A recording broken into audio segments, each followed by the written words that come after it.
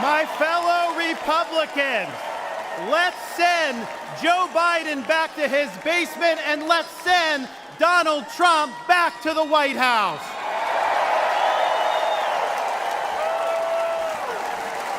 Life was more affordable when Donald Trump was president. Our border was safer under the Trump administration, and our country was respected when Donald Trump was our commander-in-chief. Joe Biden has failed this nation. As a veteran, I was appalled when 13 of our service members were killed in Afghanistan due to Joe Biden's dereliction of duty. As a citizen, as a husband, and as a father, I am alarmed that the current president of the United States lacks the capability to discharge the duties of his office. Our enemies do not confine their designs to between 10 a.m. and 4 p.m. We need a commander-in-chief who can lead 24 hours a day and 7 days a week. America cannot afford 4 more years of a weekend at Bernie's presidency. But let's be honest. Let's be honest here. Biden is just a figurehead. He's a tool for imposing a leftist agenda on the American people. They support open borders, allowing millions and millions of illegal aliens to pour into our country and to burden our communities, but just don't send any to Martha's Vineyard, then they get really upset.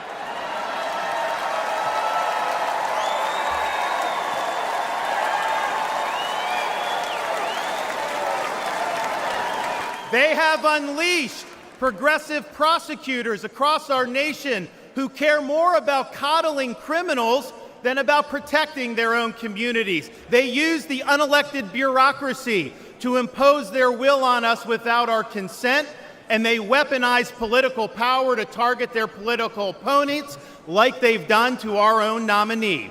They want to ban gas automobiles, eliminate Second Amendment rights, and impose gender ideology on everyone from our infantrymen to kindergartners. They stand for DEI, which really means division, exclusion, and indoctrination, and it is wrong.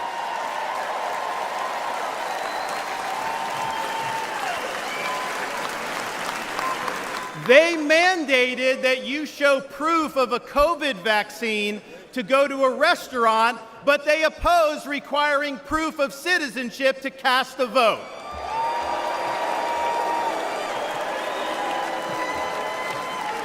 They can't even define what a woman is.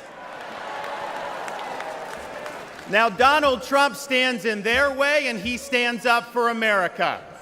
Donald Trump has been demonized, he's been sued, he's been prosecuted, and he nearly lost his life. We cannot let him down, and we cannot let America down.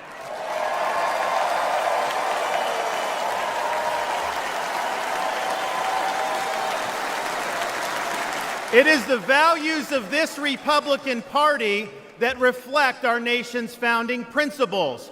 We believe schools should educate, not indoctrinate.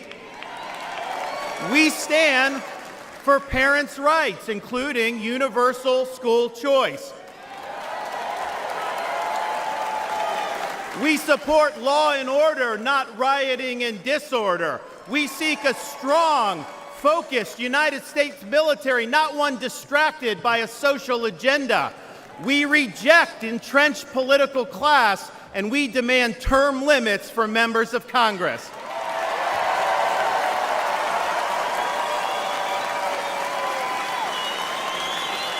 We stand for fiscal sanity, for low taxes, and for reduced debt.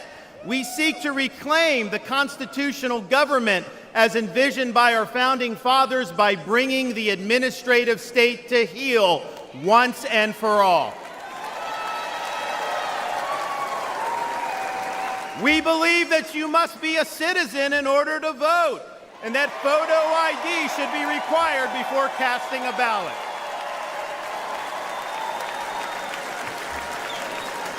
We stand for strong borders and believe that our nation must have a shared civic culture, and we oppose any immigration that stands apart or in contrast to our American values.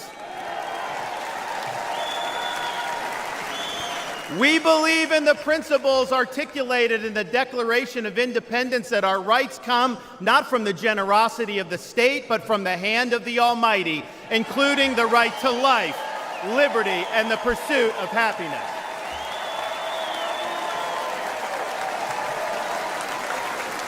Now, none of this is easy, but it can be done. For decades, my home state saw elections determined by razor-thin margins. Today, due to bold leadership, the Democratic Party lies in ruins. The left is in retreat. Freedom reigns supreme.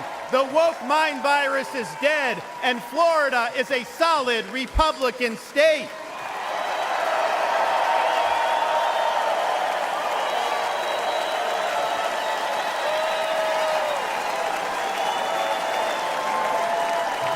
Now, electing Donald Trump gives us the chance to do this all across America.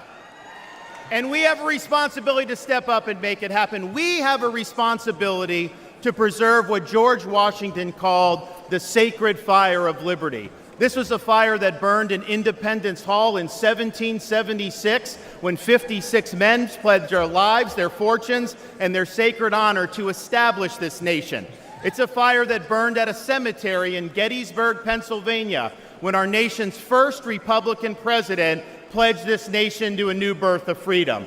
It's a fire that burned at the foot of the Berlin Wall in 1987, when our nation's 40th president stood in front of that wall and said, "Mr. Gorbachev, tear down this wall."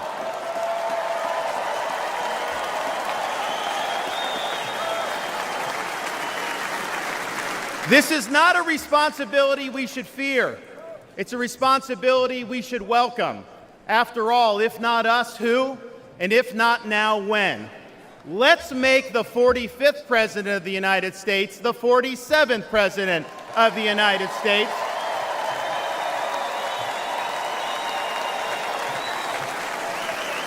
Let's elect Republicans up and down the ballot, and let's heed the call of our party's nominee to fight, fight, fight for these United States. Thank you. God bless you. Let's win in November. Thank you so much.